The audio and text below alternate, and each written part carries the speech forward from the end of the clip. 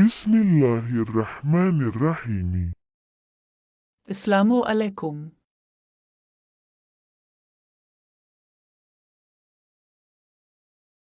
हम एक पहाड़ी द्वीप के रहने वाले वो लोग हैं जिन्होंने अंग्रेज़ों को भी नाकों चने चबा दिए थे।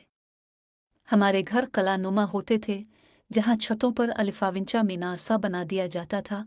इसमें मोर्चे के चारों तरफ सुराख रखे जाते थे ताकि दाशमन अगर बंदूक से फायर करे तो इन मोर्चों से जवाबी कार्रवाई हो सके और अपना दिफा किया जा सके। हमारे यहाँ अदावतें नस्ल दर नस्ल चलती थी, मगर मुहिब खान कहा करता था, रोशन जान काश हम इस इलाके में पैदा न हुए होते कि जहाँ भाई भाई के लहू का प्यासा हो जाता है और ज़रा सी बात पर मोर्चों से बंदूकें आग अलिफा गलनी लगती हैं।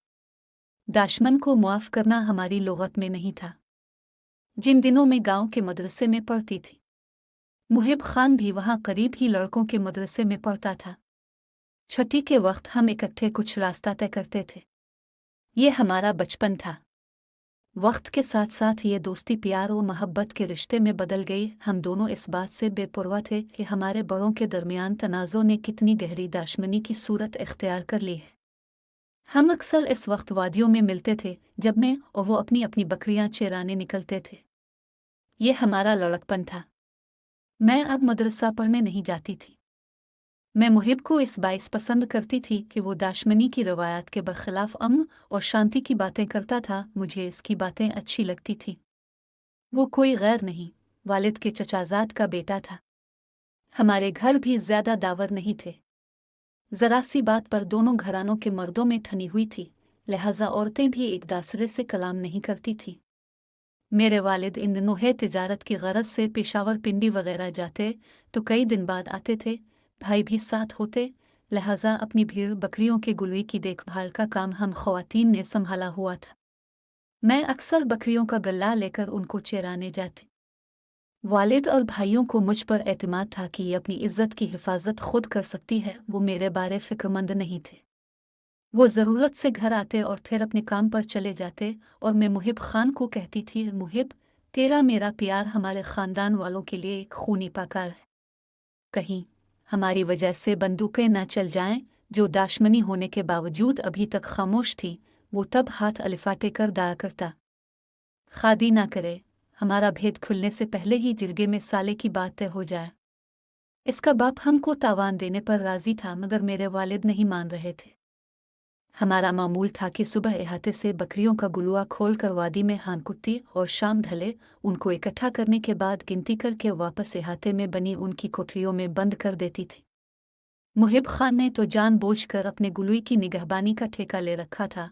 हालांकि ये काम उसके करने का नहीं था, लेकिन मेरी खातिर वो ये सब खुशी से कर रहा था कि इस तरह हमारी मुलाकात हो जाती थी। शाम ढले चंद मिनट की ये मुलाकातें रात की तारीकी में होने लगे। घर के पास ही मोर्चा था और मोर्चे के करीब भीड़ बकरियों का बाड़ा था। जब मैं गुलुई को अहाते के बाड़े में बंद करने लगती तो मोर्चा का कुफुल खोल देती और मुहिब अपनी गुलुई को समेटने के बाद हमारे मोर्चे में आ बैठ जाता। ऐ मवाहे रास्ते का खाना पकाने और हमें खाना देने के बाद सोने को लेटती तो मैं बर्तन भांडे अलिफाटेनी में मसरूफ़ हो जाती। इस वक्त बर्तनों के आपस में टकराने की मखसूस आवाज़ से मुहिब खान मोहब्बत की ज़ुबान समझ लेता था कि मुझे इससे मिलने आने में कितनी देर है। वो इंतज़ार करता रहता। मोर्चा के इस खुफिया कमरे में जहाँ असलहा रखा जाता था, इस कमरे को भी कुफुल लगा रहता था, जिसकी चाबी मेरी माँ के पास थी। वो रात और रातों की तरह सितारों भरी न थी। वो रात बड़ी सर्द और डरावनी थी। जाने क्यों वो दिल जो रोज़ मुहिब से मिलने को मचलता था, आज नहीं चाह रहा था कि मोर्चा की तरफ जाऊं। माँ कब की सो चुकी थी और मोहब्बत खान मोर्चा में मेरा इंतज़ार कर रहा था। मुझे आज से पहले कभी ऐसा खौफ महसूस नहीं हुआ था। इन तारीख़ों में वालिद साहब भी नहीं आते थे, भाई भी उनके साथ आते। समझ में नहीं आ रहा था कि आज क्यों नल सहमा हुआ है, जैसे कुछ होने वाला हो। यख बसता हुआ जिस्म के अंदर खून को जमा रही थी, फिर भी मैं जाने को बेकरार थी, ये सोच कर के मुहिब मेरी राह तक रहा है। कुछ देर इसी तरह कशमकश में रही, यहाँ तक कि चूल्हे में पड़ी चिंगारियाँ भी सर्द हो गई। माँ लिहाफ में लिपटी कभी की सो चुकी थी और उनके खरोटून की हल्की हल्की आवाज़ मुझे और भी सहमा रही थी। एक बार मैं दरवाजे तक जाकर लूट आई। घर के अंदर से भी एक रास्ता मोर्चा को जाता था और मुझे अलिफादेर से ही जाना था। मुझे घर से बाहर नहीं निकलना था, फिर भी लगता था जैसे आज मुझे वहशतों का जंगल पार करना है। 2-3 बार मैं जाने को अलिफाटे और फिर लेट गई। मेरे और मुहिब के दरमियान एक खामोश मुआहदा था कि वो कभी शादी से कब्ल मेरे दामन को न छुएगा और हमारी मोहब्बत पाकीज़ा रहेगी। मुझे इस पर भरोसा था, इसीलिए तो बेधड़क आधी रात तक इसके पास असलहा खाने में बैठी रहती थी और हम दानिया जहान की बातें करते थे। इस दौरान कभी ख्याल नहीं आता था कि गलत रविश भी इख्तियार कर सकते हैं। साना था कि नफस एक वहशी जानवर है और इसे काबू में करना मुश्किल होता है, मगर मेरे नज़दीक इस वहशी जानवर से ज़्यादा ताकतवर किसी इंसान की बेलोस मोहब्बत का जज्बा था, जो दरोहे का रुख मोड़ सकता था और तूफ़ानों को शिकस्त दे सकता था। मैं खदशात में घिरी मोर्चे में जा पहुंची, तभी बादलों ने गरजना शुरू कर दिया। मैंने सहन में खड़े खड़े खुले आसमान की तरफ देखा, फिर जी कड़ा करके तहखाने की सीढ़ियां आतर गई। मेरे हाथ में शमा थी और उसका आजाला इस बात की नवीद था कि मैं आ चुकी हूँ। मध्यम रोशनी का कुर्ब मुहिब को खुशी से सरशाद कर दिया करता था। वो मसरत से लबरेज आवाज़ में पुकार अलिफाटेता था, तुम आ गई, मगर बड़ी देर कर दी। मैं इतना इंतज़ार करता हूँ और तुम 2 घड़ी को मलती हो, पूरी तरह बातें भी नहीं हो पाती। ये कहते हुए वो मेरे हाथ से शमादान को ले लिया करता था। हम दोनों आमने सामने एक फासले पर बैठ जाते और दाना जहान की बातें करते थे। वो वक्त कितना हुसैन होता था। मध्यम रोशनी में इसका चांद सा चेहरा और मोहतात मुस्कुराहटें जैसे इस पर जन्नत के फूल बरसते हों। हम अक्सर सोचा करते थे कब हमारे बड़ों के बीच साले होगी और कब हम शादी के बंधन में बंध कर एक हो जाएंगे, क्योंकि सुलह में एक शर्त तो तावान की अदायगी और फिर रिश्ते का चंद शराइत पर तय होना था। हमें इसी सौंदर घड़ी का इंतज़ार था जिसके लिए हमने बार बार साले की दुआएं मांगी थी। खबर नहीं थी कि इस घड़ी के आने से पहले एक और घड़ी आ जाएगी जिसको आखिरत की घड़ी कहूँ तो बेजाना होगा। मोहब्बत इंसान को कभी कभी मकड़ी के जाले की तरह जकड़ कर बेबस कर देती है। मुहिब खान भी इसी मोहब्बत की जंजीर में जकड़ा हुआ बेबस होकर दाशमन के मोर्चे में बैठा था। आज शमादान की रोशनी इसे भली ना लगी कि वो शायद तवील इंतज़ार से थक कर बूढ़ हो चुका था। वो मुझे खफा खफा सा लग रहा था। तुम खफा लग रहे हो कि मैंने आने में देर कर दी? शमादान को मैंने ताकचा में रखते हुए कहा। वो चाप रहा। सुबह होने में चंद घड़ियां बाकी थीं और हमको मन अंधेरे से कब्ल ही वापस लूट जाना था, ताहम इसकी बेजारी में कमी न आए। इसको इंतज़ार की कोफ्त ने तपा दिया था। मुहिब ने मेरी किसी बात का जवाब ना दिया, जैसे गूंगा हो। मैंने माजरत की मनाना चाहा, मगर उसने मुझसे कलाम न किया। तभी मैं रू दी। मेरे इंसूहे ने इसके पत्थरनल को मोम किया तो वो मेरे आंसू पूछने लगा। तभी जाने इससे यकायक क्या हुआ कि वो एक दिन बदल गया। नरमो नाजुक लहजे वाला एक बेकाबू वहशी का राविब धारने लगा। इसे खुद पर इख्तियार न रहा और मैं इसके बेकाबू होने से बौखला गई। मैंने दुरुस्त लहजे में कहा, मुहिब, तुम होश में तो हो? तुम्हें खबर है कि तुम क्या करने जा रहे हो? क्या तुम्हारे नल से मोहब्बत का एहतराम भी ख़त्म हो चुका है? क्या अपनी कसम का पास भी नहीं रहा है? तुम्हें मेरी कोई बात वो नहीं सुन पा रहा था। जैसे इसके कान बंद हो चुके हूँ। इसी वक्त उन्हीं सोचो नमूना की तपश से मेरी हमियत सा अलग अलिफाटे उसी लम्हे सोच लिया कि अब मुहिब के पास रखना मेरी बर्बादी है। ये भी मुझे फ़ौरन ही फैसला करना था कि जिस पर भरोसा किया, अब आगे इसके साथ क्या सलूक करना चाहिए। न से मशवरा किया करती, अक्ल ने ताज़ियाना लगा दिया कि वही सलूक जो किसी अहद तोड़ने वाले मुनाफिक के साथ करना चाहिए, और हमारे कबीला की रवायत के मुताबिक ऐसा शख्स जो अहद तोड़ देता है काबिल मुआफ़ी नहीं होता। तभी मैंने जान लिया कि यह दाशमन है, दोस्त नहीं, जिसने मेरे आंचल की तरफ हाथ बढ़ाया था। वो बेशक मुझे जान से बढ़कर प्यारा था, मगर दोस्त के पर्दे में ऐसा दाशमन इज़्ज़त से बढ़कर प्यारा न था, क्योंकि ख़ानदानी शराफत और इज़्ज़त की गैरत हम लोगों को महबूब से बढ़कर प्यारी होती है। गैरत की मौत महबूब की कुर्बानी चाहती है। तभी मैंने इसको ठंडे लहजे में कहा, 1 मिनट ठहरो और पुरसुकून हो जाओ, मैं मोर्चा के दरवाजे को मुकफ़्फ़ल कर दूँ। हो सकता है माँ की आँख खुल जाए और वो मुझे तलाश करती हुई आदेर आ जाए। मेरी यह तदबीर कारगर हुई। गालिबन जज्बात के तूफ़ान ने उसकी अक्ल के तमाम चिराग बुझा दिए थे। वो कुछ शांत हो गया और वहाँ बैठकर मेरे लूट आने का इंतज़ार करने लगा। ज़रा सी मोहलत मिलते ही मैं सीढ़ियाँ चढ़ती बाहर निकल आई और अलिफ़ा पर आते ही पहले असलहा खाने का दरवाज़ा मुकफ़्फ़ल किया। इसके बाद मोर्चे से बाहर निकलकर इसके बैरूनी दरवाजे पर ताला डाल दिया और कांपती हुई जमीन पर पांव जिमती अपने घर के सहन में पहुंची, जहां लकड़ी का तख्त पड़ा था। मैं चंद लहजा इस पर बैठकर अपने हवास दारुस्त करने लगी। तभी बारिश ने मुझे भिगो दिया और मैं कमरे में चली गई। माँ तूफान 12 से बेखबर अभी तक गहरी नींद सो रही थी। इसे ना तो मेरे जाने की खबर हुई और न लूट आने की। मुझे शाल में डांसेस लग रही थी। बिस्तर पर मैं दाबित गई। आज नींद कैसे आ सकती थी कि मेरा अजीज इंजान इंतजार की घड़ियां गिन रहा था और मैं इसे आज़ाद नहीं कर सकती थी, क्योंकि इसने मेरे भरोसे को तोड़ा था और अब मेरा एतबार इस पर से अलिफाटे गया था। मेरा इरादा अब इसे सुबह अजान के वक्त आज़ाद करने का था। इससे इस वक्त शब के आखिरी पहर की चंद घड़ियां कैद में रहकर गुजारनी थी। सोच रही थी कि सुबह सादिक के होते हैं जाकर कुफुल खोल दूंगी और इसे असलहा खाने से रिहाई दिला दूंगी। उस वक्त तो वापस जाने में खतरा था। वो उस सुई में जाने मुझसे क्या सलूक करने वाला था। मैंने तभी यह फैसला किया कि कुछ देर बिस्तर में दाबकी रहूं, यहाँ तक कि अजान हो जाए।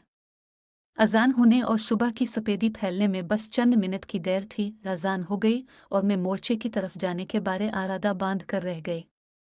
उन्हीं सोचों में फजर की नमाज का वक्त हो गया।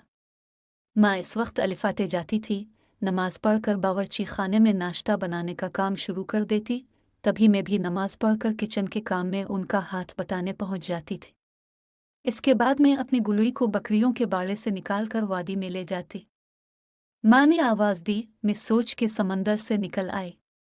आज काम में जी नहीं लग रहा था। सारा ध्यान तो असलहा खाने की तरफ था। ये मेरे गुमान में न था कि इस वक्त जबकि रात तूफान 12 था, वालिद साहिब तक लेकर आ जाएंगे। इनको 2 रोज बाद इनाते जाने वो किस जरूरत के तहत आ गए थे। जब टकरा करने की आवाज सानी मेरा डिम ही निकल गया। सोचा अब मेरी और मुहिब की मौत यकीनी है। वालिद साहब हमेशा दिन को आते थे, क्योंकि इन दिनों पहाड़ी रास्ते बहुत दुश्वार गुजार थे और रात को ट्रिप पर सफ़र नहीं करते थे। जाने कैसे वालिद साहब आज सुबह ही आ गए, जबकि मैंने सोच रखा था जब बाड़े से रिवर निकालूंगी तो मोर्चे का ताला खोल दूंगी और मुहिब खान बाहर आ जाएगा। अगरचे ये काम मुझे सुबह माना अंधेरे करना चाहिए था, लेकिन माँ के पुकारने पर मैं उनके पास चली गई और ये सुनहरी मौका खो दिया। वालिद साहब का ध्यान उसी वक्त असलहे की तरफ जाता जब उन्हें असलहा लेना होता था, मगर मुझे चाबियां तक वहां रखने का मौका ना मिला कि जहां से मैंने अलिफाटे आई थी। मोर्चे के बैरूनी दिल का कुफुल जो खोलना था, चाबियां मेरे पास थी और चाहते हुए भी घर से कदम न निकाल सकी। सावरज अब निकल आया था। आज आला फैल गया था। वालिद साहब माँ से कह रहे थे कि देर हो रही है, मुझे नाश्ता दे दो तो मैं गोदाम से असलहा निकाल कर जाऊंगा। मुझे दोबारा शहर सफ़र करना है, चाबियां मुझे दे दो। माँ ने देखा कि जहां वो चाबियां रखती थीं वहां मौजूद न थीं। वो कहने लगी, चाबियां यहाँ नहीं हैं, न जाने कहाँ गई। हमेशा रखती तो इसी जगह हूँ। अच्छा आप नाश्ता कर लो, मैं दोबारा अच्छी तरह देखती हूँ, यहाँ ही होंगी। वो वालिद को नाश्ता देने लगी। अब मोर्चे की तरफ जाना मौत को दावत देना था। मैंने माँ से पूछा, क्या ढूंढ रही हैं? बेटी गोदाम की चाबियां ढूंढ रही हूँ, हमेशा इसी जगह रखती हूँ मगर अब नहीं मिल रहे। माँ चाबियां मेरे पास हैं, वो क्यों? माँ ने हैरत से पूछा। बाबा जान भी चौंक अलिफाट है। क्या बात है बेटी, असलहा खाने की चाबियां तेरे पास क्यों हैं? उन्हें मशकूक देख कर मैंने कहा, बाबा जान 2-4 बार जब मैं बकरियों को बाड़े से निकाल रही थी तो मैंने मोर्चे के करीब मुहिब खान को देखा था। जाने इसकी नियत किया थी। तभी कल शाम मैंने मोर्चा का दरवाज़ा खोल दिया कि देखूं इसका इरादा क्या है और हमारे गोदाम की तरफ मन लाने का क्या मकसद है। मेरा अंदाज़ा ठीक निकला। उसने कुफुल खुला पाया तो वो मोर्चे खाने के अंदर चला गया। शायद वो हमारे असलहे के ज़ख़ीरे को शुमार करना चाहता था या अंदाज़ा लगाने की नीयत थी। मैं बाड़े में छपकर उसकी निगरानी कर रही थी। जो ही वो सीढ़ियाँ आतर कर ज़मीन दोज़ गोदाम में गया, मैंने दौड़कर दरवाज़ा बंद किया और कुफुल लगा दिया। वो अब हमारे असलहा खाने में कैद है। मैं आपका इंतज़ार कर रही थी। शुक्र है अब जल्द आ गए, वरना मुआहे को बताने का इरादा कर रही थी। ये कहते हुए मेरे माथे पर पसीने के कतरे नमूदार हो गए। लुकमा माना तक ले जाते हुए बाबा जान का हाथ रख गया। उन्होंने नाश्ते के बर्तन एक तरफ सिरका दिए, जल्दी से चारपाई से आतर कर पाँव में जूता डाला और मुझे कहा कि चाबियां दो। चाबियां लेते ही वो तेजी से बाहर की जानिब दौड़ पड़े और मैं धड़कते दिल के साथ जमीन पर बैठ गई। जाने ये अल्फाज मैंने इतनी जल्द कैसे सोच लिए और किस तरह तेजी से अदा कर गई। अगर बाबा जान जरा गौर करने को ठहर जाते और एक निगाह मेरे चेहरे पर डाल लेते तो शायद मुहिब खान को अपनी गोली का निशाना बनाने से पहले एक गोली मुझ पर दाग देते, लेकिन वो इन वालिदैन में से थे जो अपनी बेटियों पर अंधा एतमाद करते हैं। आज मुहिब खान के बारे सोचती हूँ तो बदन ठंडा हो जाता है, दाकिर मुँह में दर्द बनकर दौड़ने लगता है। न जाने मुझे इस वक्त क्यों इस कदर गुस्सा था कि उसे मौत की वादी में धकेल दिया।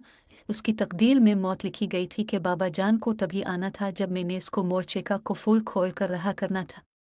दरअसल मैं इतनी खौफजदा हो गई थी कि घर के अंदर का दरवाज़ा तो मुकफ़्फ़ल किया ही था, दासरा रास्ता जो बाहर से गोदाम को आतरता था इसे भी ताला लगा दिया। अगर मैं इस वक्त मोर्चे के बैरूनी दरवाजे को बाहर से जाकर ताला ना लगाती तो इसे जाने का मौका मिल जाता।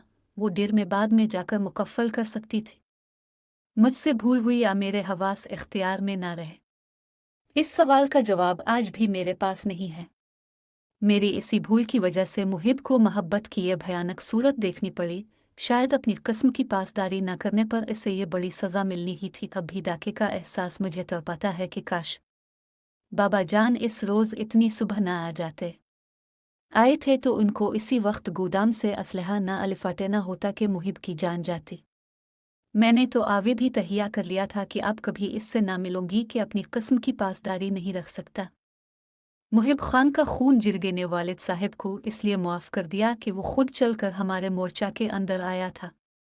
बाबा जान इसके ठिकाने पर इसे मारने नहीं गए थे और यह कबीला की रवायत थी कि दाशमन अगर छपकर घर के किसी हिस्से में इस खुद दाखिल हो जाए तो इसे गोली मार देना दासिर फरीक की मजबूरी हो सकती है, क्योंकि बगैर ललकारी और ख़बरदार किए दाशमन पर वार करना और इसे मुकाबले की खातिर ज़िंदगी की मोहलत ना देना भी बुज़दिली समझा जाता है। अगर वीडियो आपको पसंद आई है तो इसको शेयर और लाइक करना ना भूलें।